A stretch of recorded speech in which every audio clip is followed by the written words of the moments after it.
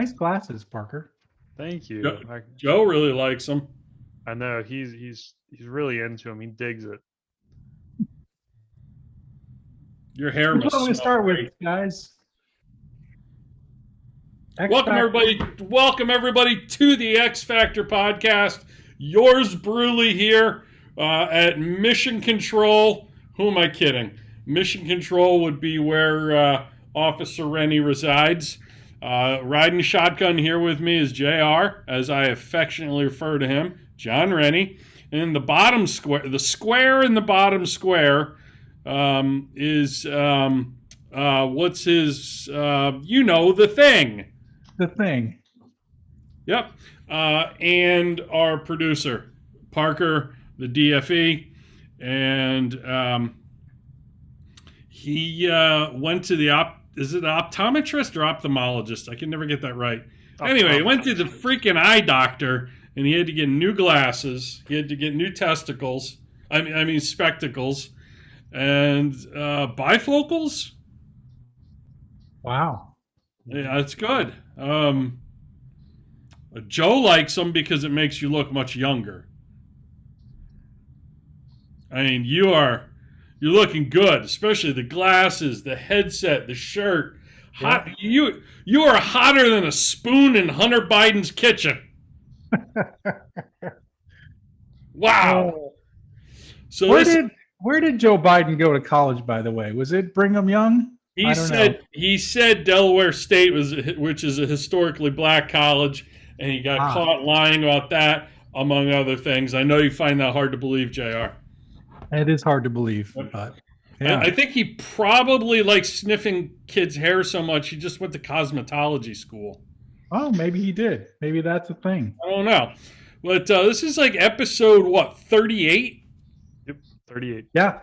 And when I go like this, nothing magically gets put in the space where the episode number is supposed to go. But if John does it, Parker will put the number in there. So, John, it's episode number 38. Do the little hand gesture thing for everybody watching on Brew. I did. Yes. There we go. Awesome. Attaboy. And today we are doing X Factor marketing campaigns. Like the most epic marketing campaigns of all time. Yes. Across any sort of genre, or is it genre? I like genre better. As the kids would call it, genre. Isn't this a good marketing campaign? Like, look at Joe. Joe's like, this is all you need. Yeah. Well, it could be an ad for like hair perfume or something. Yeah, and also Joe Biden graduated from Syracuse University of College of Law in 1968, and then he also went to the University of Delaware. I guess. I wouldn't say he earned a degree. I would say he received a diploma. Yeah. Because when someone announces to the world during a press conference that 106% of the American population has been vaccinated, and he's doing so with a teleprompter in front of him and notes in his hand, it's safe to say there's some cognitive impairment taking place.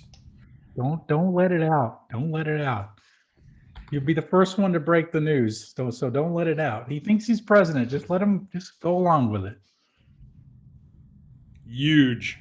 It's huge. So I mean, X Factor marketing campaigns. There's been so many over the years, and so many have become a part of our daily lives. I think of like, I don't know, what were some ideas you had before you picked yours? I mean, I was thinking of like, where's the beef, or so easy a caveman can do it, right? Those are stuff that became like part of the culture, part of the vernacular of our culture, right? The vernacular? Is that right? The vernacular? That sounds right, sounds like an STD. What do you got? I got a case of that vernacular.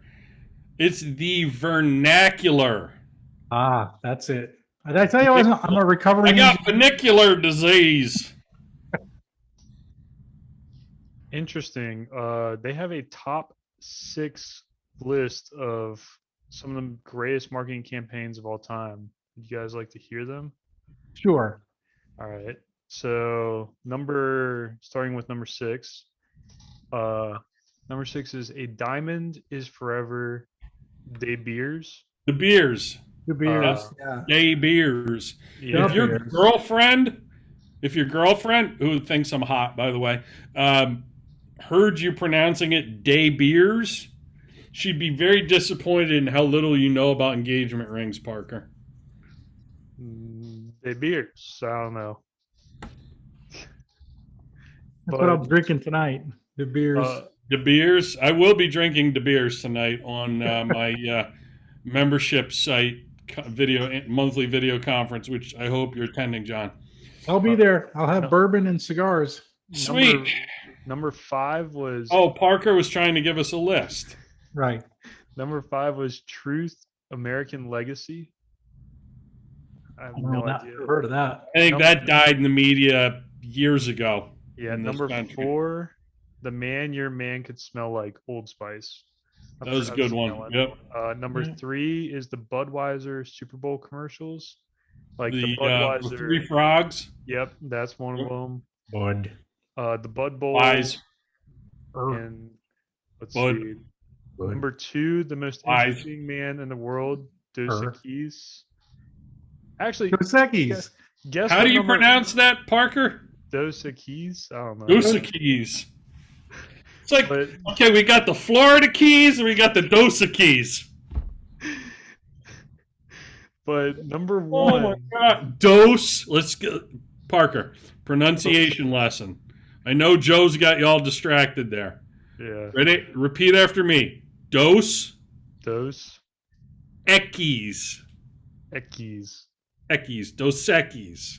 Dos Equis. Which stands for Two Two. beers. I don't know. 2 keys, right, John? 2 X's. 2 X's? Yeah, 2 X's. I thought it was 2 keys, the Florida Keys and the Dosa Keys. But You got to put that in your vernacular.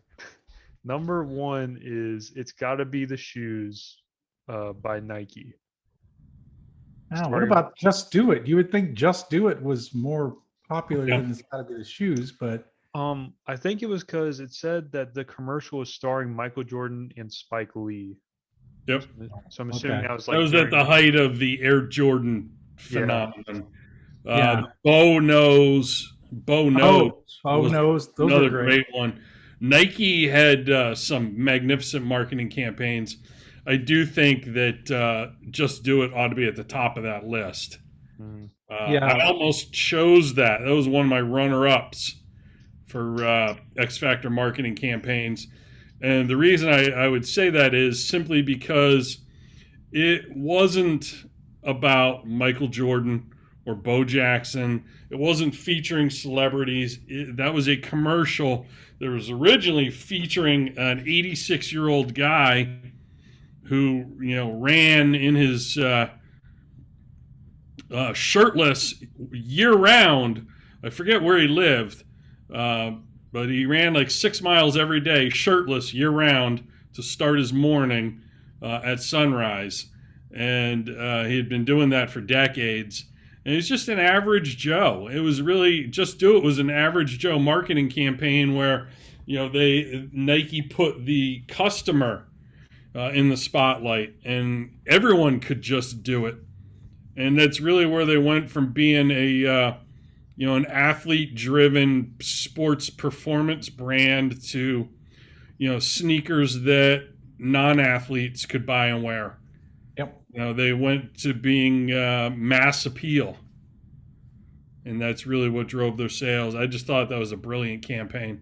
Yeah, it was one of the best. Yeah, it became part of our language. Just Do It is like now everyone's everyone's heard of that, that phrase that help me, I've fallen and can't get up. That's another one that became, or the clapper, the clap on, clap off, the clapper.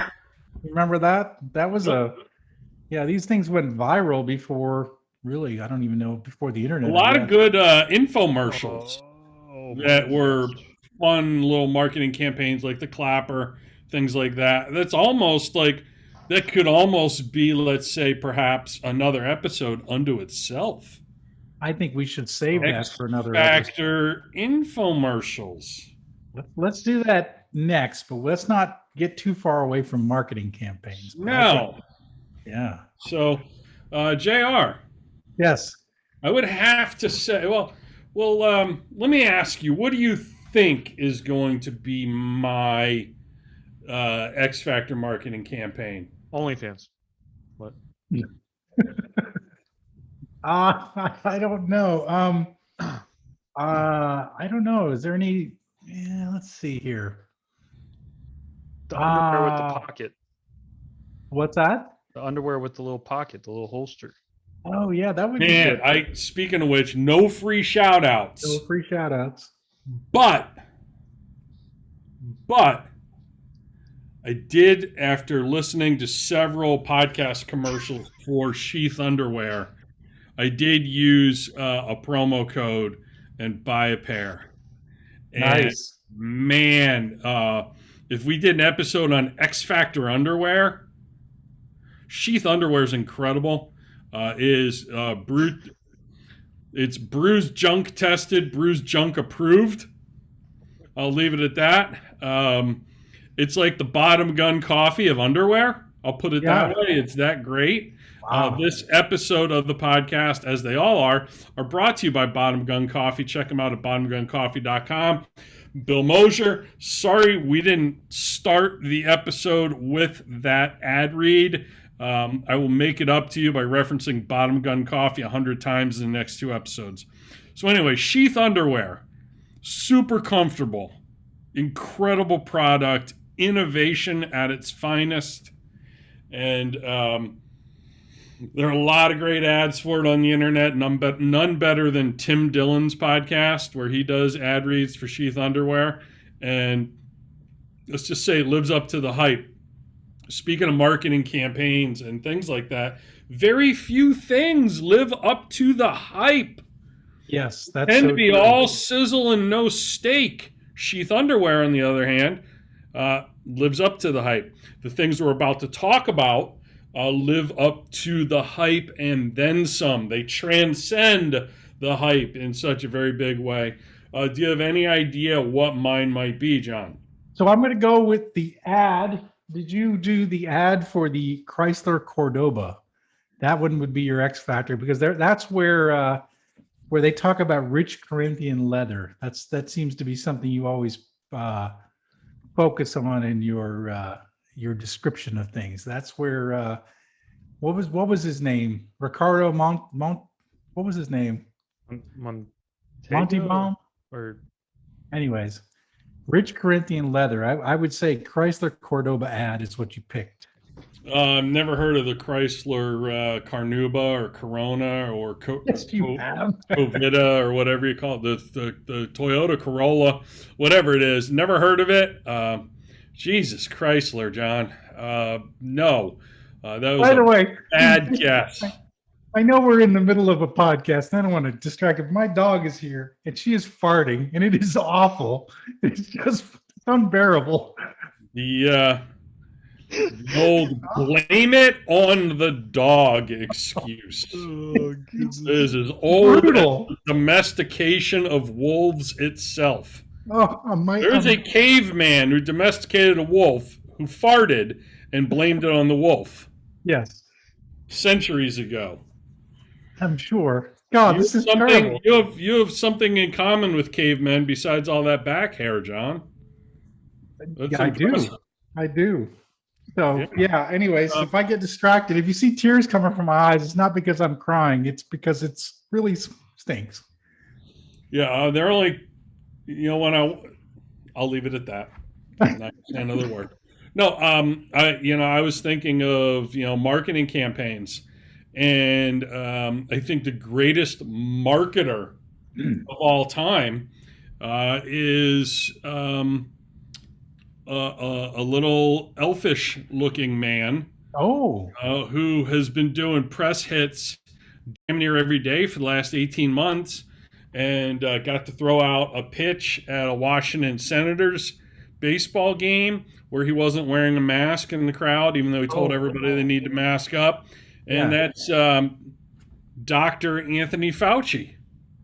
Oh, so you picked him as the greatest marketing campaign ever? Or at least, no, I'm just kidding. No, I do think what they did with COVID was an incredible marketing campaign. There's a deadly novel virus that's sweeping the planet. Nobody's immune. There's no cure. Asymptomatic people are the major drivers. We've got to lock down and wear masks until everyone is vaccinated. By the way, show me your papers. And anyone who challenges this narrative is a danger and a menace to society, who should immediately be silenced and canceled. I mean, like, they did that, and they also were able to really significantly alter an election. Multiple elections, actually, local, federal, state. So, yeah, I think that was probably an X Factor marketing campaign. But I don't really want to talk about that because enough people, are getting canceled for that, and enough people are talking about it, and it's depressing and sad, and I'm just done with it. But I will talk about something that Parker is not going to remember at all. John, you're still a young, strapping buck, and a handsome one at that, but you might just be old enough to remember this particular marketing campaign. I will just say this, JR. Yes. Do you remember when back in the 70s, just about every household in America received a letter, and on the envelope your name was, it appeared to be, handwritten on the outside of it, the head of household's name, I should say. Right. And it was a letter that was about your family's coat of arms. Oh, you remember this? Yeah. Okay. This is easily, hands down, in my humble but highly accurate opinion, the greatest, most X Factor marketing campaign in the history of society, besides COVID. Am I allowed to use that word? COVID? Besides the pandy. I think if we say the word COVID enough, we'll get the little disclaimer on the video. The pandy. So this coat of arms letter was a marketing campaign that turned out to be the most wildly successful marketing campaign of a gentleman named Gary Halbert's entire career.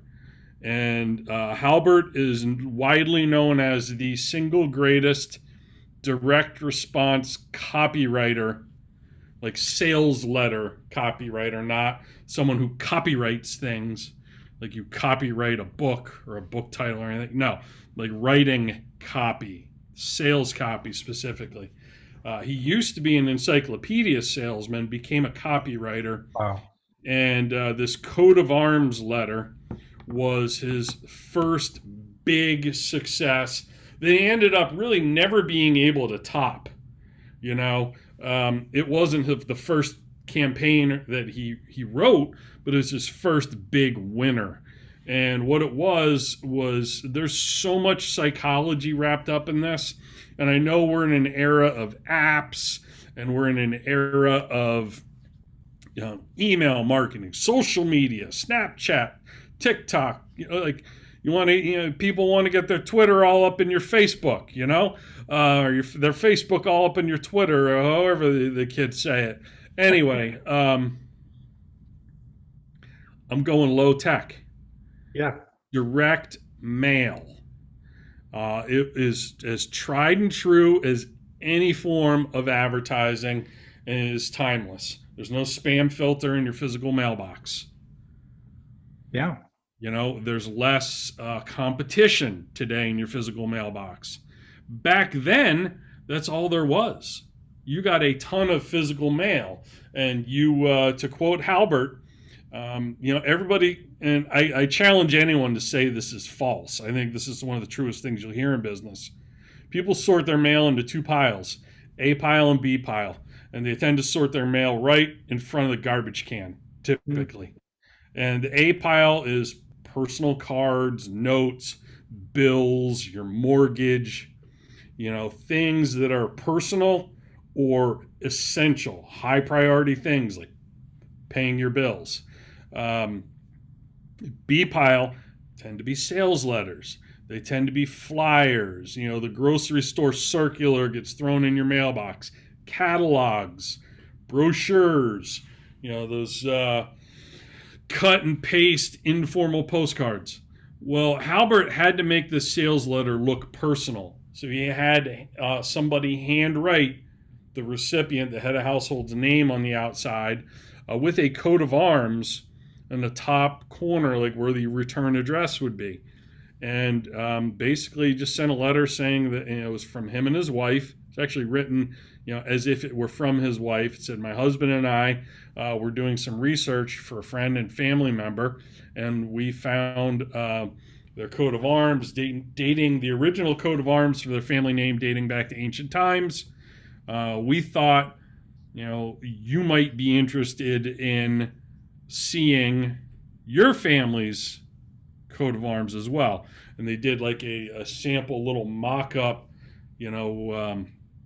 one-dimensional black and white drawing of it. And then they proceeded to explain that if they were interested, they could respond, let them know they're interested, and they could purchase a copy of their family's coat of arms. For $2. For how much, Parker? It says, P.S. If you're ordering only one report, send $2. Yep.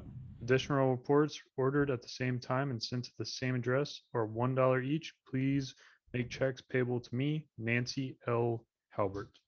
Yep. So it's from a woman to the head of household. So there's a comfort level there. The way it's written, it has so many psychological triggers in it. It evokes curiosity.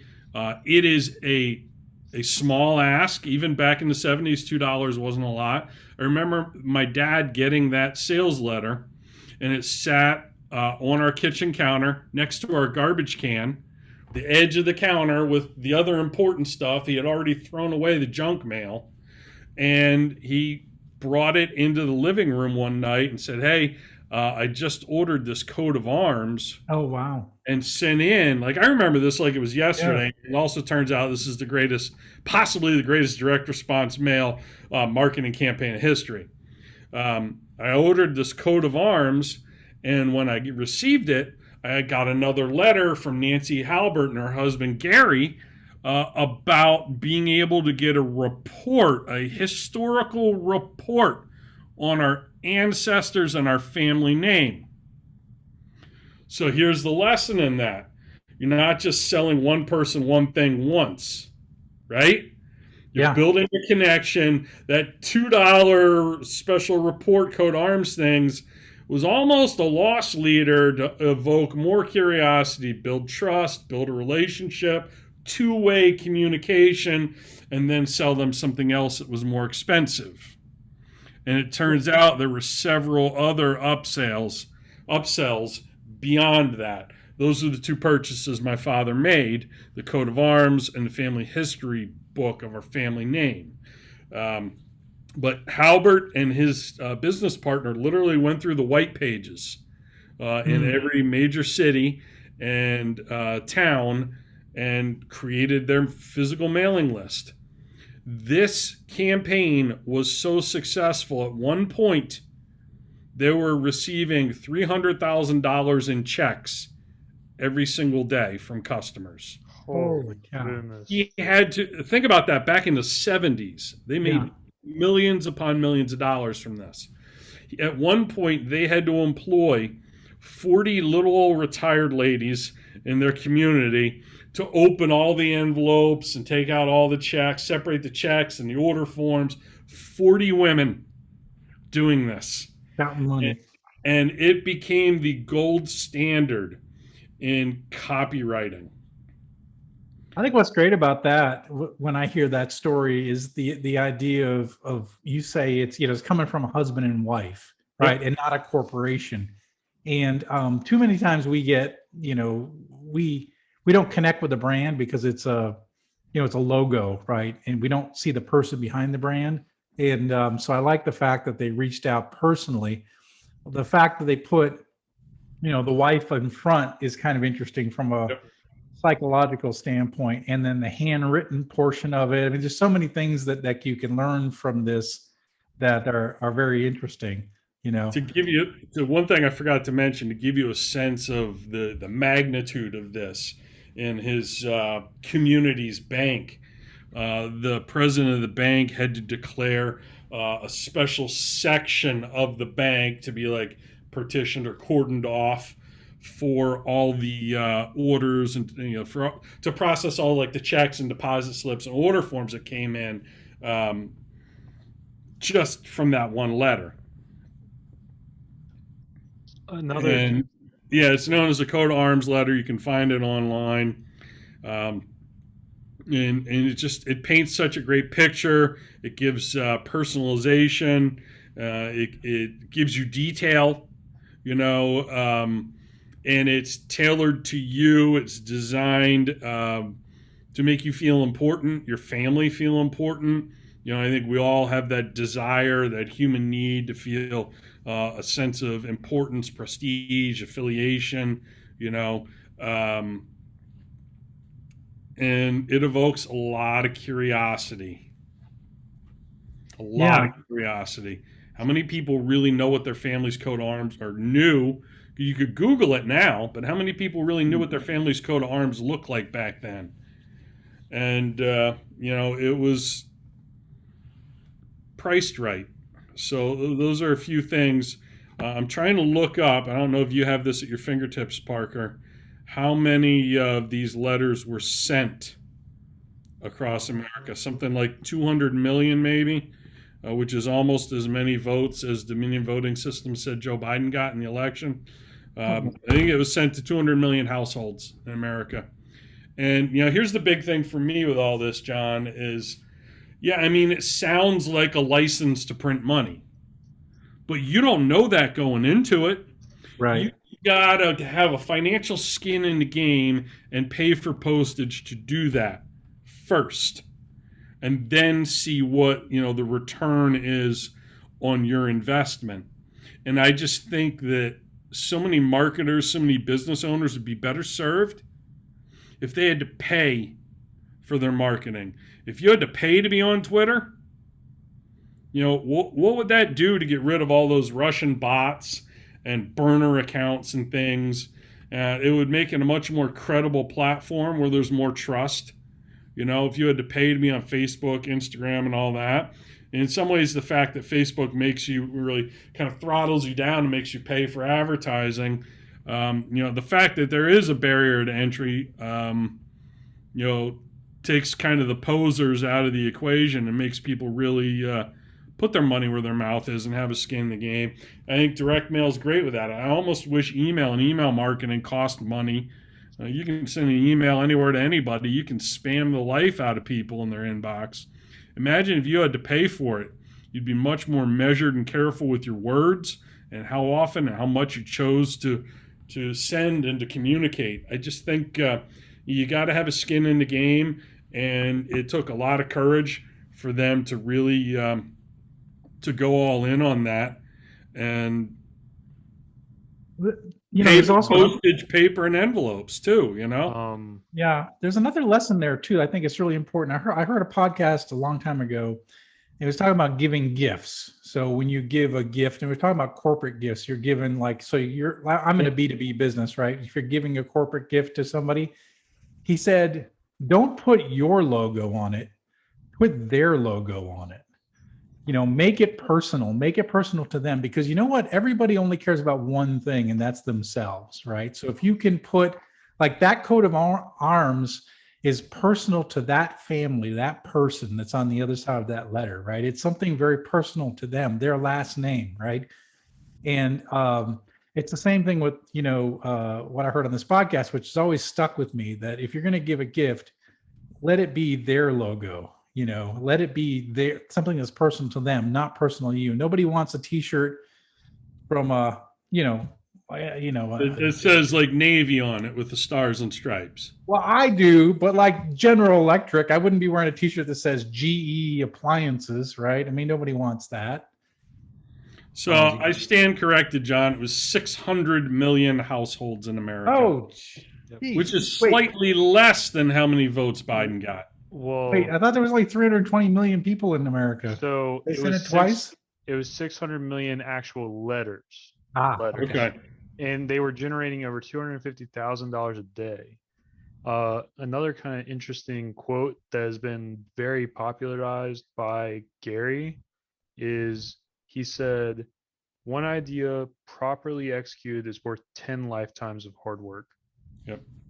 You know how long it took him to write that letter? I have no idea. Any guess? How long does it take you to write a letter, Parker?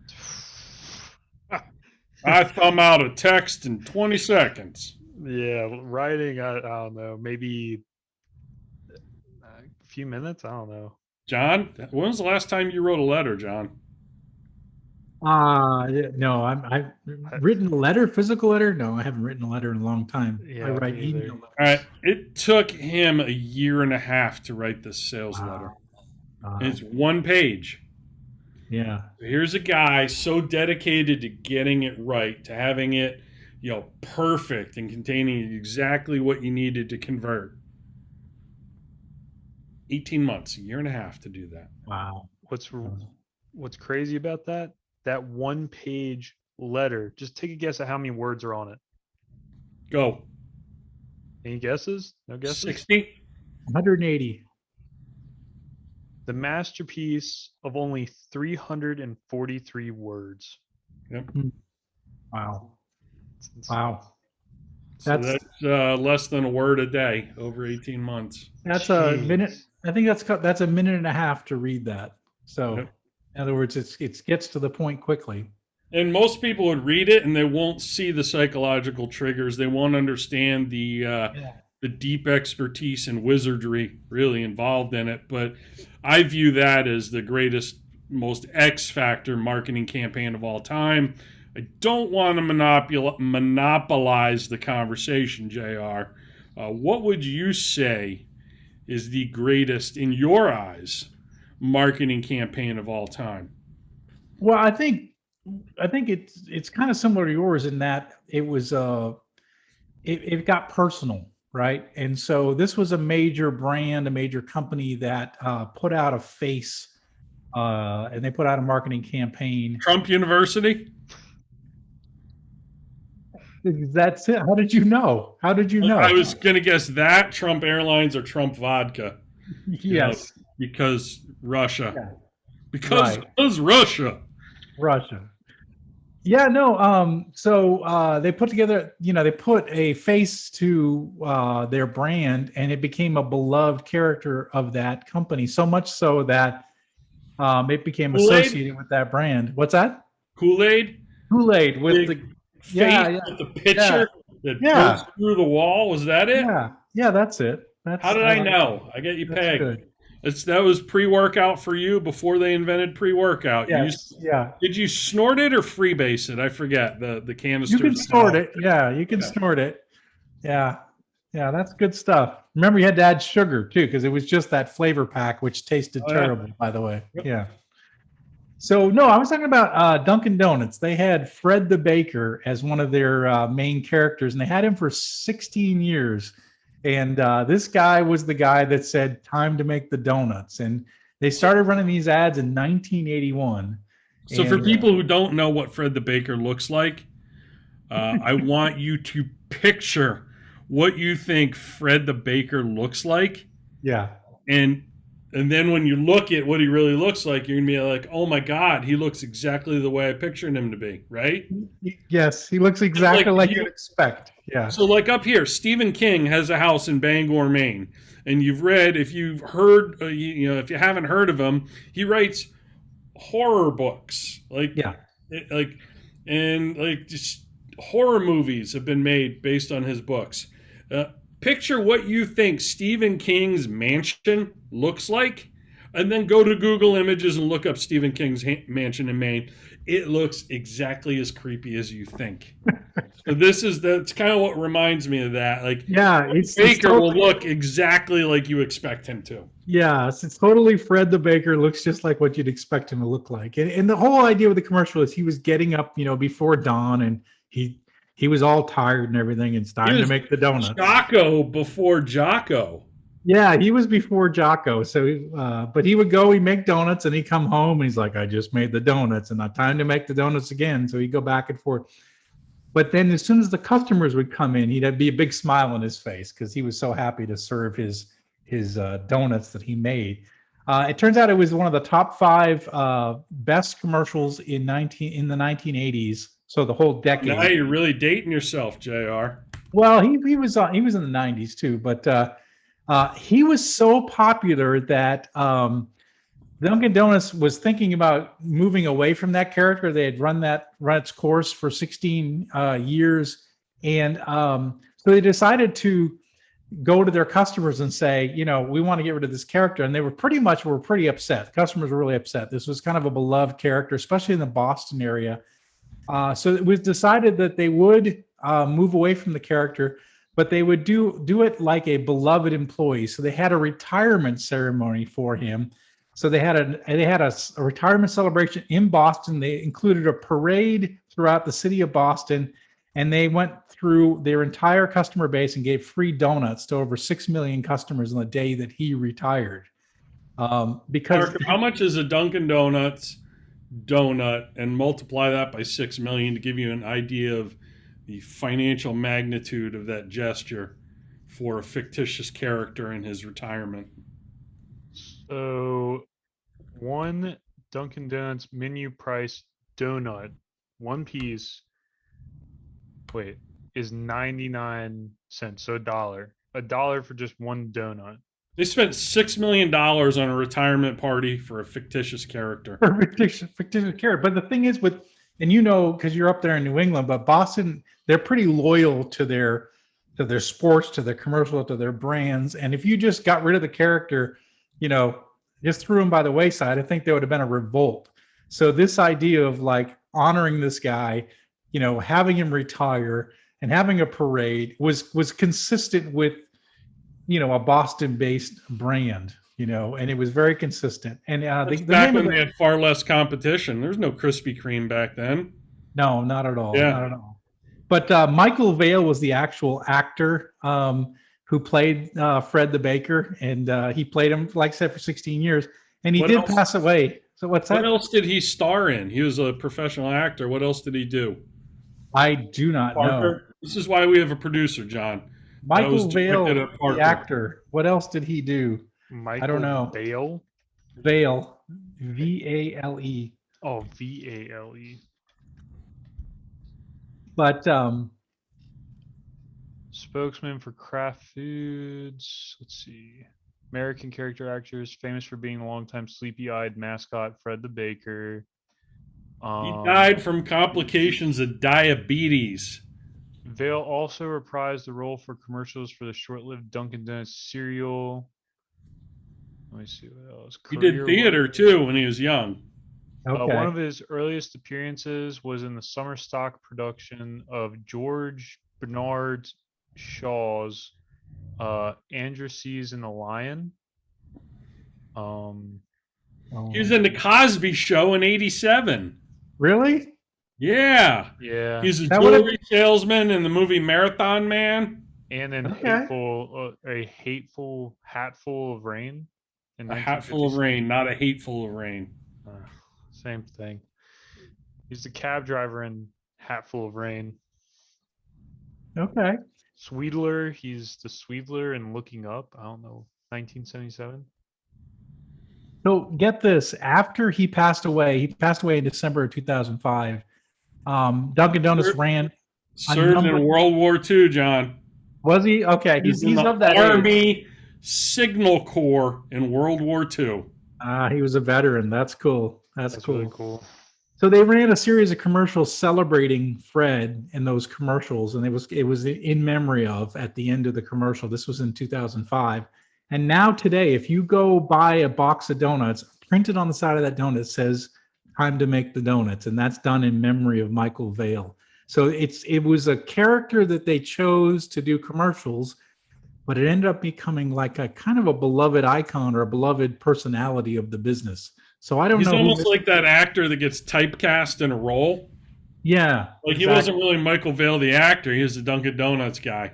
He was the Dunkin' Donuts guy, yeah. Just And unlike the Subway guy, he was always had to go to prison or anything. Well, so. I think Jared is probably very beloved in prison. I mean, he might be more popular in prison than he was in the.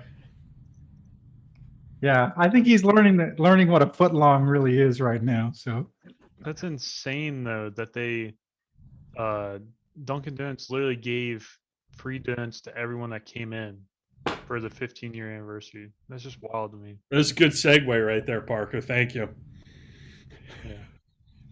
Yeah. 3,300 U.S. locations. How about that?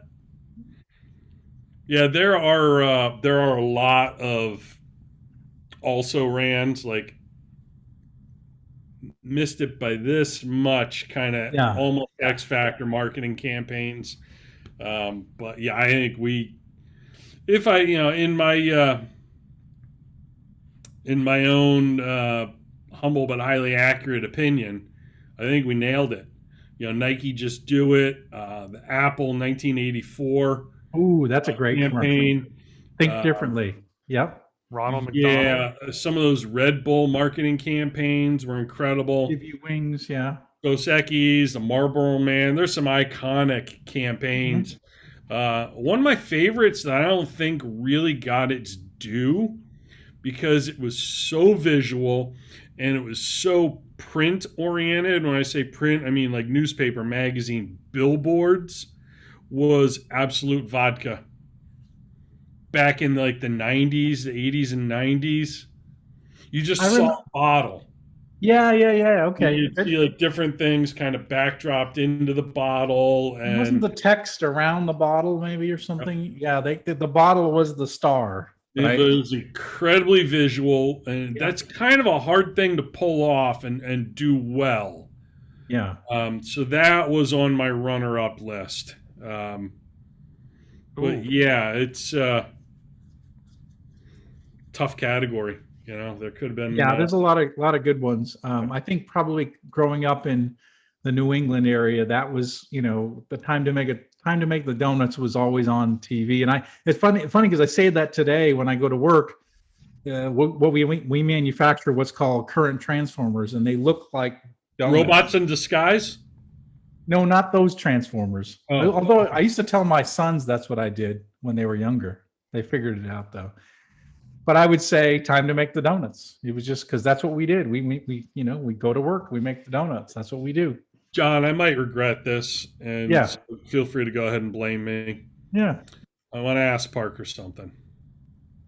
Parker, from your youth, like as far back as you can remember to today, your formative years as a young, impressionable DFE, what's the most memorable marketing or advertising campaign or commercial or whatever that you can think of from your youth? I would say I know Blockbuster was a big thing growing up. I loved that. That was like the way that they did that was really cool because that was like the first, I don't know, like rental movie place and game place. Yep. Ronald McDonald and maybe actually I just saw one on here. I'm not asking you to look anything up. I'm asking you top of mind from your youth. Oh, a commercial you remember?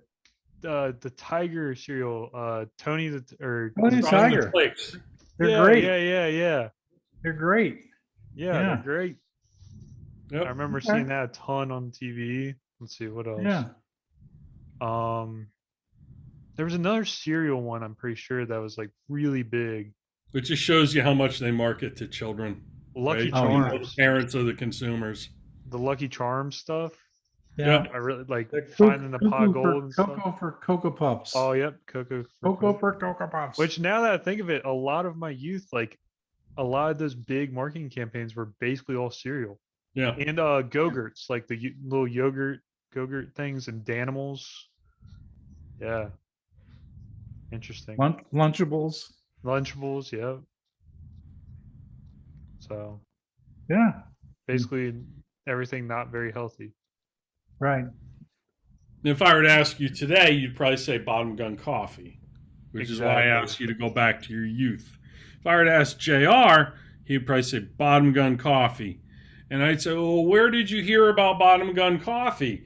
And you would say on the X Factor podcast, because that's my favorite podcast to listen to on iTunes, Stitcher, Google Play, Spotify, Anchor, whatever your favorite platform is where you consume podcasts for free. Yeah, so we are brought to you by Bottom Gun Coffee. Go to bottomguncoffee.com and get you some of that. Yep. X Factor and Bottom Gun Coffee, it's like the Tom and Jerry of Or cartoons. peanut butter and jelly. Yep. Yeah, Or peanut butter and fluff. it's very New England. I'll leave Very it New at that. England. Very New Or England. Lilo and Stitch. Lilo and Stitch. Yeah. John and Jon. Or Clinton and Epstein. No, let's not go there. Oh gosh. Oh, we were getting this. The podcast was really good up until that point. Then we got derailed. Did you know it was Obama's birthday this weekend? Yeah, I saw just a few close friends. They cut back on the party a little bit. Yeah, from 700 to 600 unmasked guests. Do you know what? Did you know that he received a painting from the Chinese government? That was their Oh. birthday gift to him. Yep. I didn't know. What was it? They bought a $10 million painting from Hunter Biden to give to Barack Obama for his 60th birthday. Interesting, huh? Sheesh. Who knew? Oh. So this has been the X Factor podcast. I hope you will, if you haven't already, subscribe, like, comment, share, do all those things. Click our buttons, jiggle our bells, so you get notified the next time one of these drops. And the next one just might be X Factor infomercials. Yes. Just might be an episode unto itself. I would tell you these come out on Wednesday, but we all know, like, who am I kidding? They come out whenever Parker gets around to it. But, my only peace of mind with that is that our P1 listeners will reprimand him and he will face severe retribution online if it's not on time.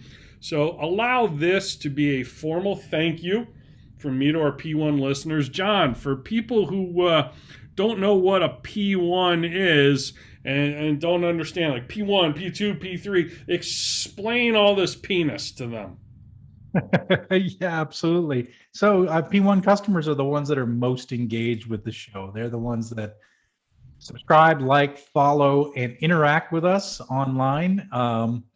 And they're the ones that really come up with a lot of the topics that we cover. So, there's a lot of casual listeners out there, P2 and P3 customers, but the ones that have their preset, their P1 preset set to the X Factor, those are our active and engaged listeners. And they're the ones that really, we're doing the show for them, for everybody, but those are the ones that are really engaged, and they're drinking Bottom Gun coffee like us. They're getting free giveaways. They're participating in the show. And in fact, I think Coach Brew, we've talked about it on episode 50, which is very close. We're going to be doing a live show and including the P1 listeners. So if you're not a P1 listener, you better get to be a P1 listener before we get to episode 50. So it's getting right on the corner. Yep. P2's looking at you. Check your Yeah. penis. Elevate. Right? Elevate your penis. Speaking of penis, Robert Patton, founder of Sheath Underwear. If you're listening to this, we want to bring you on as a sponsor. Ah, Wow. We want to bring you and Sheath Underwear on board as a sponsor because nothing is more comfortable. I cannot explain, I cannot describe it eloquently enough how comfortable it is to keep your ammo separate from your gun. So, yeah, Robert Patton, have your people call our people. Yeah, Yeah, we're. I'll put it to you this way, John. I think this is why sponsorship with us works so well. it does. You know, some of their sponsors are like world-renowned comics. Right. Cowboy Cerrone from the UFC, a bunch of UFC guys. Like these are all people who average Joe, the average American can't relate to. Right. You know, Right. they probably fill those two-chambered pouches a little differently than the average Joe, if you know what I mean. Right. Yeah. And I think we're more relatable. The 100%. average American can relate more to us. So I think that this could really work well. Robert Yes. Patton, if you're listening, founder of Sheath Underwear, Yep. you need. I think people need a relatable figure in their life that Yeah. someone who doesn't look larger than life. And if it works for us, if it works for that guy, it'll work for us. Right. Yeah. 100%. So, John, I think that's the next sponsor on our list, hopefully. And I wanted to go for bourbon, but I think underwear would work too. yep, I got the Mossy Oak dual chamber sheath underwear, super comfortable. I modeled it for my wife. I said, "Do you like my new underwear?" And she's like, "What underwear?" I'm like, "Oh, camouflage joke, camo joke. I got that." So, yeah. Anyway, I'm going to give Sheath Underwear a free shout out, even though we don't do free shout outs. Check them out at sheathunderwear.com. Yeah, super great. Yeah, I'm wearing mine right now. I would flash the audience, but no one wants to see that. And that's a wrap, folks. Next That's episode, it's going to be X Factor infomercials. So, yeah, speaking of nuts, signing off. Take care. Have a great one. Hasta Luigi.